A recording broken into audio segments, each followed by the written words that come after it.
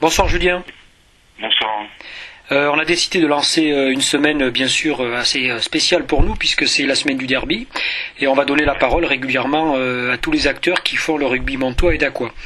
Donc tu es journaliste, tu représentes le groupe Sud-Ouest. Alors je crois que c'est ton sixième derby. Est-ce que tu peux nous parler un petit peu de cette passion qui entoure les matchs, toi qui es un petit peu extérieur à tout ça?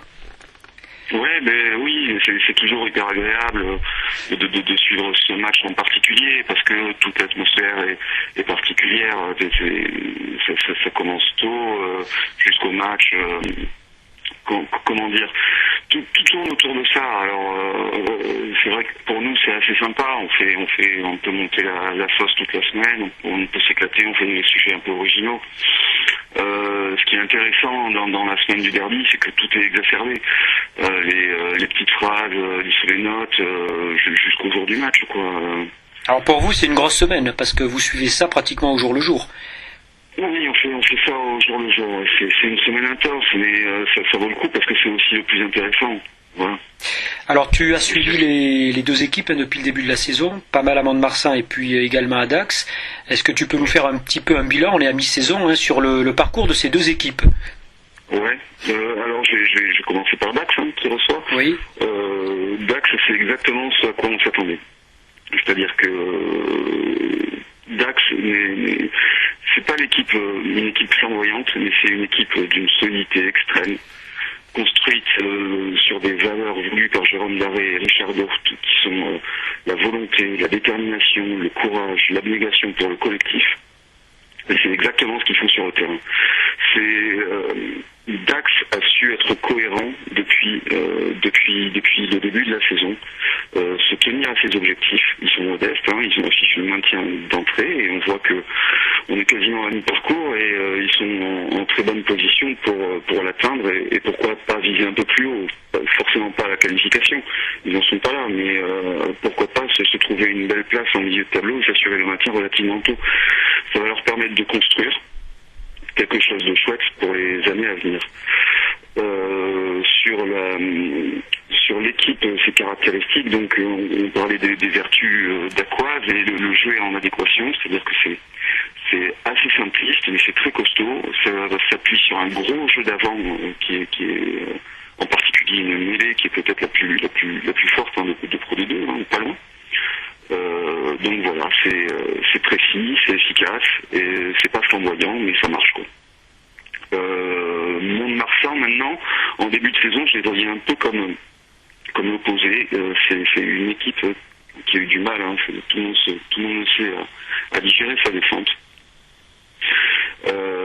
Qui était l'opposé de Dax dans le sens où on voit sur le papier qu'il y a beaucoup de talent dans cette équipe. Il y a un potentiel qui est monstrueux, mais elle a eu énormément de mal à fonctionner en équipe pendant un certain temps.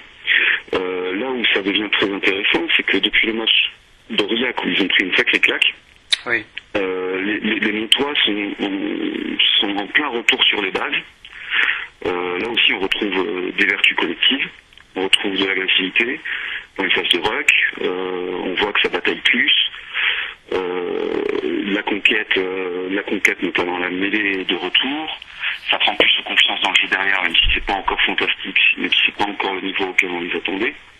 Ça devient solide quoi. Et du coup, alors que ces deux équipes étaient complètement opposées en début de saison, on se retrouve à avoir deux formations qui ont un fond de jeu très similaire au moment du derby. Voilà. C'est assez sympa de voir l'évolution des deux et ça promet un gros match dimanche. Il y a une convergence des jeux en ce moment dans la valeur et dans la manière dont ces équipes se retrouvent devant. Alors sans trop rentrer évidemment, sans trop te mouiller, est-ce que tu peux faire un petit pronostic pour dimanche? Ouais, c'est compliqué. Je vais dire Dax. Parce qu'ils sont à domicile, forcément la motivation logiquement devrait être supérieure côté d'Aqua. C'est vraiment. Je suis pas sûr que Dax ait tant que ça souhaité cette année faire des coups à l'extérieur. Ils prennent ce qu'ils viennent. Par contre, à domicile, ils font une obligation vraiment d'assurer. Donc, à mon avis, les Montois vont devoir s'attendre à un gros combat de la part d'Aqua qui avancent un peu masqués, mais qui sont plus dangereux à domicile qu'on veut bien le croire et que le classement l'indique. Maintenant, on va voir comment Montmarsan a digéré le nul face à Pau, hein, la frustration de ce match contre Pau, le fait qu'il reste malgré tout dans une dynamique positive, ça peut créer un cocktail assez détonnant. Donc voilà, je vais dire quand même Dax. Le truc qui serait rigolo en plus, c'est que si Dax gagne et que Montmarsan prend le bonus offensif, les deux équipes se retrouvent à égalité de points au moment de la trêve de Noël. Voilà. Ouais, c'est vrai on les attendait peut-être pas à ce niveau-là. Tout le monde est à égalité, tout le monde est content. Ouais. Allez, on peut passer de bonnes fêtes tranquilles. Bon, merci beaucoup Julien, on te souhaite une bonne semaine de travail et puis évidemment on aura plaisir à vous lire toute la semaine au fur et à mesure que vos articles vont sortir et puis qu'on va se diriger vers l'événement. Ok. À bientôt, merci. Au revoir.